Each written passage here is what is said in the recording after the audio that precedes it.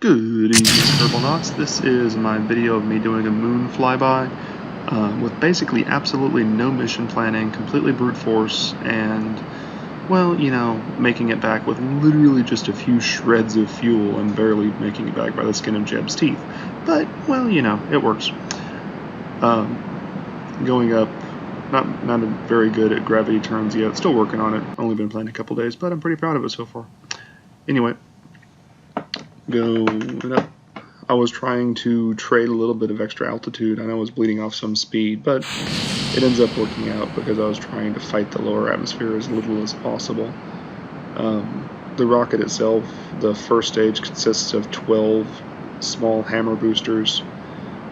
This is currently the second stage, which is 6 hammer boosters. And then once these are done, it gets into the third stage, which is 6 of the thumper, the longer style thumper boosters. And those are all the solid rocket boosters it has to get it into. It doesn't even get it into orbit. It just kind of launches it up out of the atmosphere. And then I kind of brute force my way into making it to the moon. Once again, no mission planning and not a very good pilot, but, well, it's Jeb. What do you want? As the slower parts of the playthrough play, I do speed up the video quite a bit because the actual mission took me a little over an hour real time between when I launched and when I actually got him back home. By Kerbal Space Center. Probably going too fast leaving the atmosphere, but that's just the way this rocket works, and this is the best rocket I've developed so far, as sad as it is, but I'm pretty happy with it. But because I don't actually attain an orbit and I just launch myself up into the air, I have to act quick to set up my maneuver node to prepare for the launch. To get myself out to the moon's orbit, so I don't have very long to piddle around and plan, so that's why I had to move really quick right there to get that set up.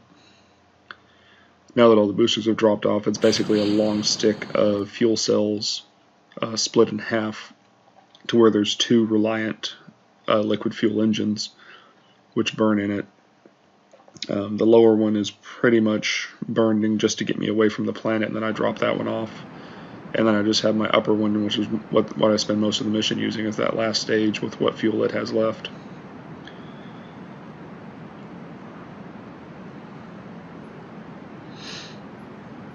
Yeah, could be a lot better mission planning as far as when you launch and the launch window and the closest approach, and a lot of those orbital things that I haven't quite figured out yet, but in true Kerbal fashion, I hit the big red launch button and hung on for dear life and made it back alive, so mission success mostly. This is where I start speeding it up because, well, just watching a rocket burn is not very exciting.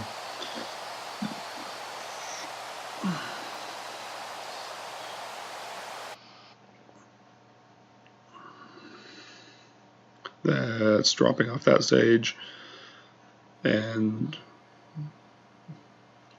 now I have enough speed to make it out kind of sorted to the moon's orbit, or at least to the moon's orbital distance, and then once I get there, I start finagling with the maneuver node out there to try and find an intercept point. Once again, could be a lot better mission planning, but this is the brute force version of Kerbal Space Program, so minimal engineering, minimal planning, just hit go and survive.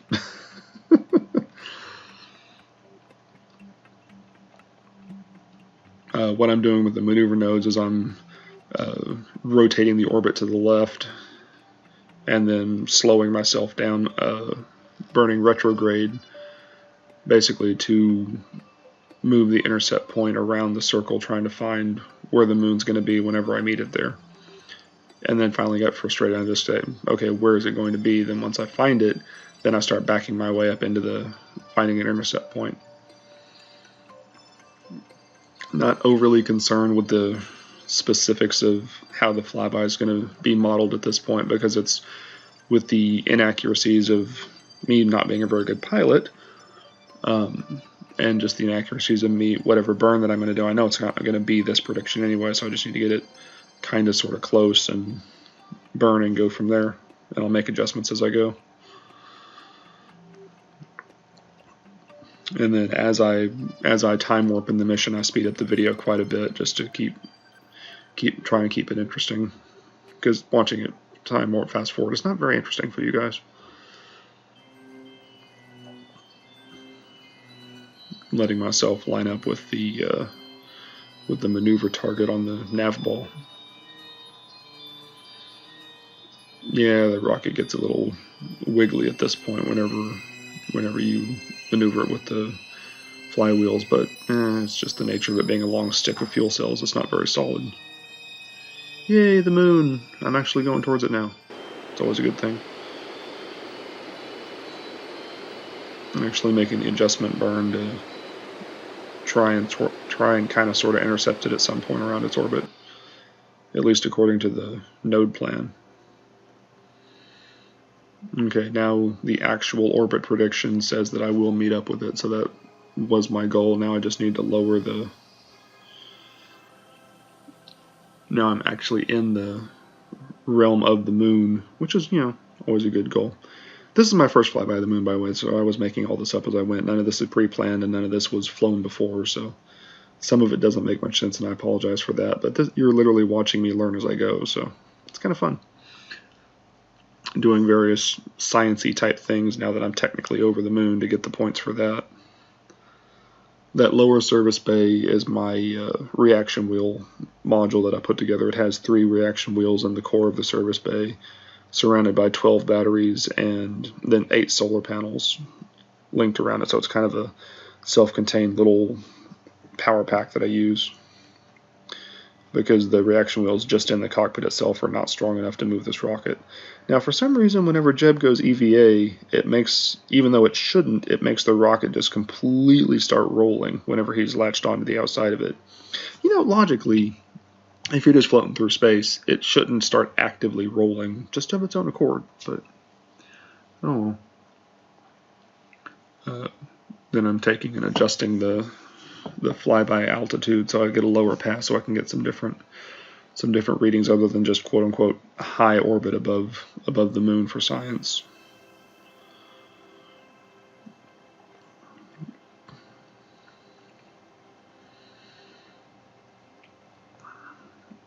Waiting for the T-minus time to approach in order to make the burn. Not burning very fast because it's a very small adjustment.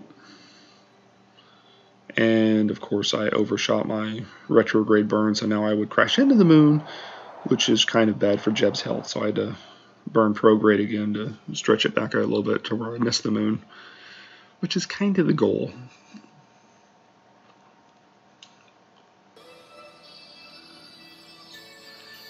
Checking the science to see if I'm low enough to get a different set of readings, but I wasn't low enough in altitude yet. Spinning around to let my solar panels recharge a little bit.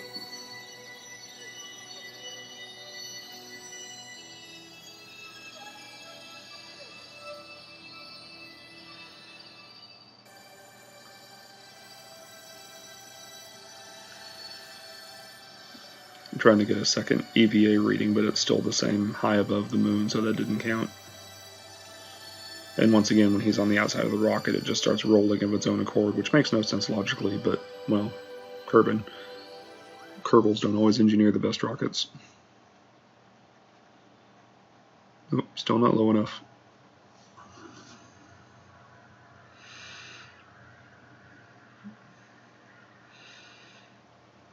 There we go. Now I'm low enough, going through and getting the various science experiments and resetting everything with my engineer. And now we try to make it back home. But I only have 200 units of fuel left, and that's really not enough to make it home with normal burn, so I'm kind of desperately trying to use any orbital trick that I can to make my way back without just, smacking into Kerbal at 3,000 meters a second, which is kind of unhealthy. So target to burn at the apoapsis to try to move my periapsis closer to the planet. And I'm basically going to step my way in with small little burns rather than making one big adjustment burn, because I frankly don't have the fuel for it.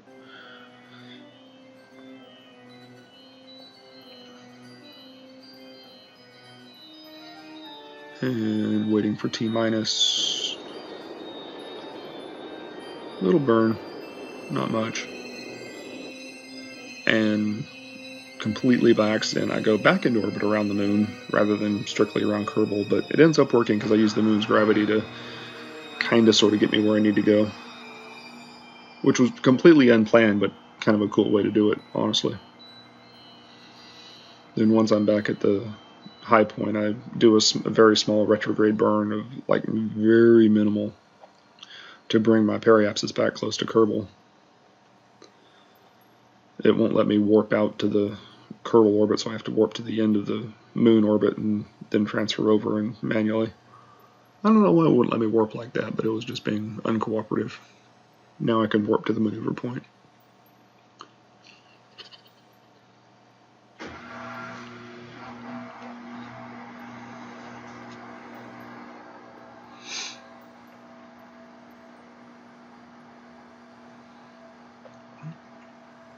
Once again, waiting for T- to make the burn.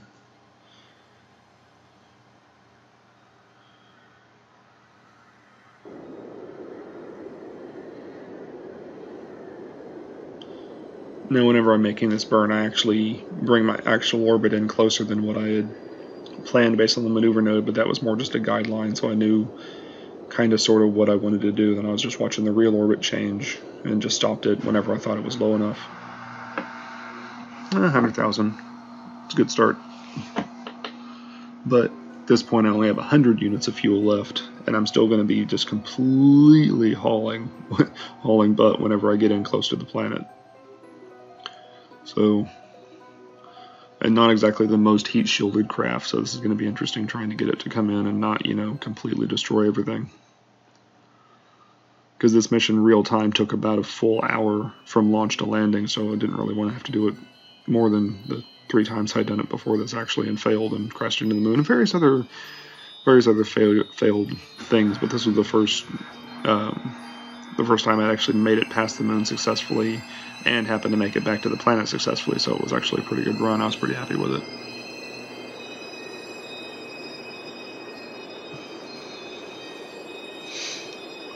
Burning pretty much most of the fuel I have left. Slowing down, trying to bring my orbit in. Didn't make it down to the planned circular orbit, but that's because I basically ran out of fuel and I got tiny little bit left. I pretty much can make my engine cough once or twice, and that's about all I got left to try and bring these guys in and land them, and they're not exactly in a landing friendly orbit right now.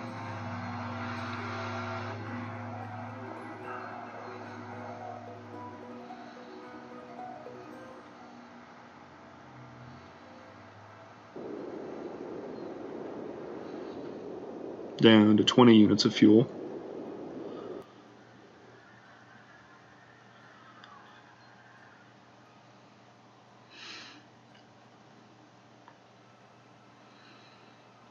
Technically dipping into the very outer edge of the atmosphere at the periapsis right now. Or I will be whenever I get down to that other end of the orbit. But at this point, I really did not know if I was going to be able to bring him home safely.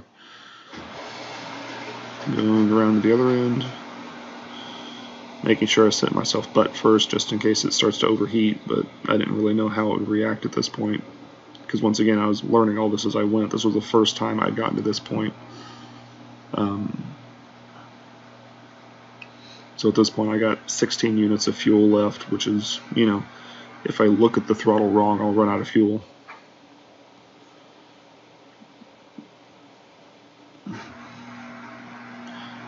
Had to pull the periapsis target out a little bit so I could right click on it and display it permanently so I could watch what it was doing.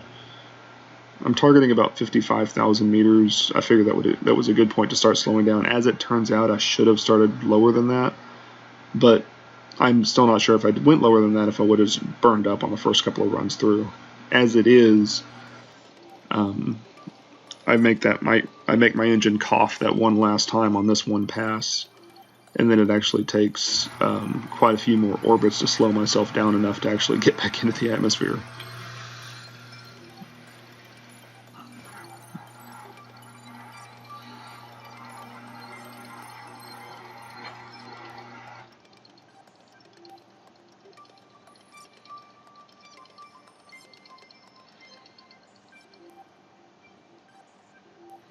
Lining up with the maneuver target. And the controls, it took me a second to figure out why the controls were fighting me, but it was still trying to line up with the retrograde rather than with the stability. but that's because I wasn't paying attention to what the control was set to on the SAS. Tiny little burn. Tiny little burn. Come on, nudge it.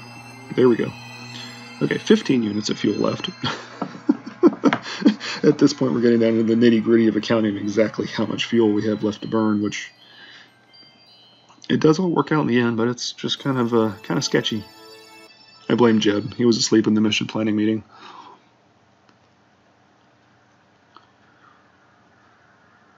Once again, making myself go butt first in case it starts heating up. Then burn the last little dregs of fuel and dump the fuel tanks, and at that point I'm at the mercy of gravity in the atmosphere. Yep, that's it. And bye, fuel tanks. No, all we have is the cockpit and the science modules to try and land the whole point. Now this is the first heating pass through the atmosphere, and as I go round and around and around and around, slowly slowing down each time, it actually takes 9 passes through the atmosphere to actually, it's on the 9th pass that it actually comes in for a landing. And a lot of this starts getting sped up quite a bit because it gets really repetitive.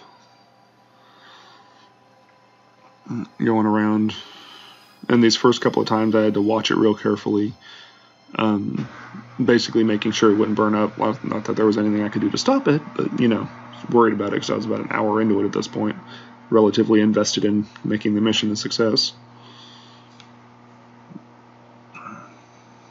Yep. Pass number 2. I feel really sorry for this heat shield. It is almost completely burned through all 400 units of the ablation material by the end of this, because I go through the atmosphere so many times. Here's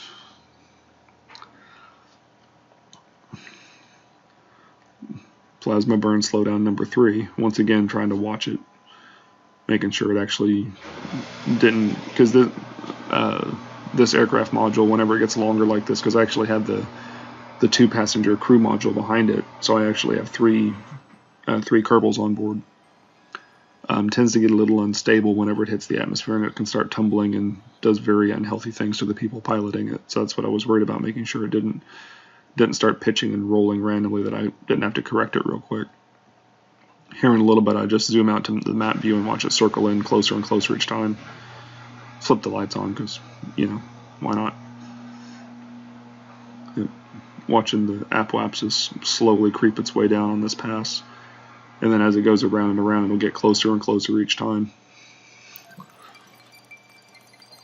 But unfortunately, whenever I'm below 70,000 meters, the fastest you can go is 4 times time warp, because you're low in the lower atmosphere, so it takes longer and longer each pass to time warp through it. But the other downside is you can only be on 2 times time warp and still have the SAS hold the retrograde to keep the heat shield towards the atmosphere. So whenever it's actually doing the plasma burns to burn through the atmosphere, I could only run it on 2 times, so that took a lot longer also. But for your benefit, I sped it up either 2 times, 4 times, or 8 times faster on the video to make it actually interesting to watch rather than just slow and repetitive. It was a lot more stressful actually piloting it, because I was relatively worried each time it went through that it would just, you know, start flipping and die. Yep. Down to 320,000 on the high point. I don't know, I think this is past 5 or 6. I kind of lost count at this point.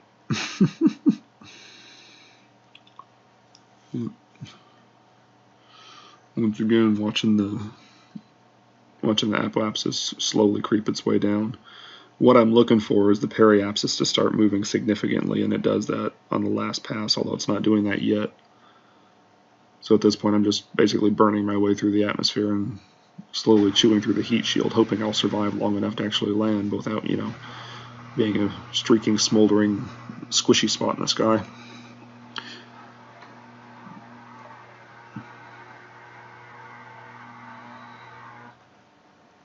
Yep, right-clicking on all the things to make them show up so I can just watch the numbers.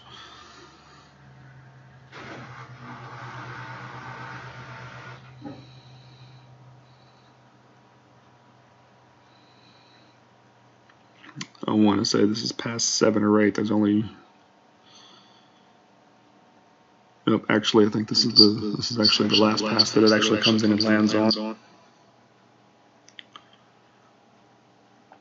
So I slowed the video down a little bit at this point. Not much, but it's still running at twice the actual speed of the game whenever it was running. Now this is the longest re-entry burn I have ever done. In game, it took 2.5 minutes from when the plasma first lit off till it actually slowed down enough that it stopped burning. I could have sworn it was literally just going to, burn up into a little crisp. Now that the periapsis is running away from me faster than I'm getting to it, I know that I'm actually going to hit the planet before I get to it. So I know this was the last orbit, and I'm coming in for a landing, good or bad. That poor heat shield.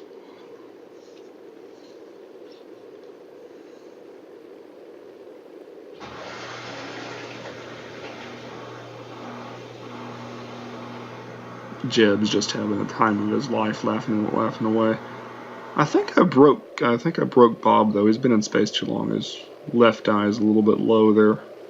He's having space dementia.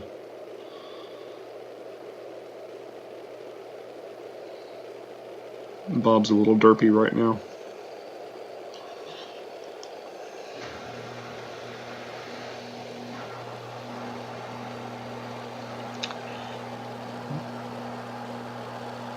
Burning my way in. And almost there.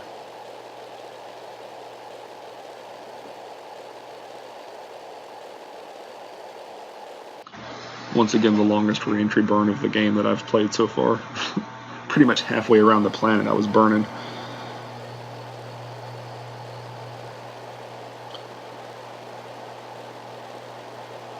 Just almost slow enough that it's going to stop burning here pretty soon.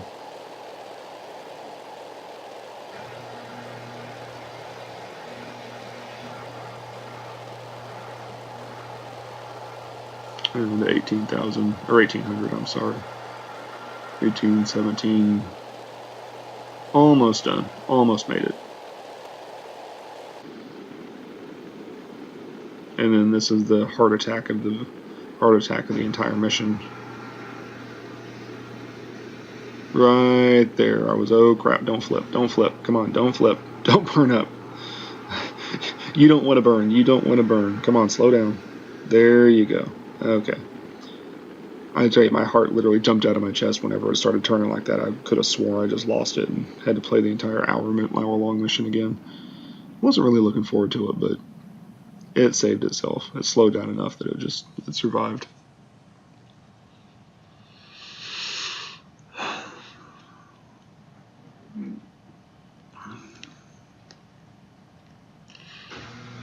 And for some reason, I got it in my head that I should point myself nose forward going on in, but really didn't make much sense because I was about to drop the parachutes anyway, which whips me back around. Probably gave Jeb a pretty bad case of whiplash, but yeah, he'll be okay.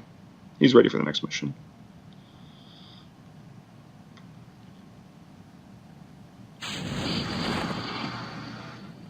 And there's the whiplash.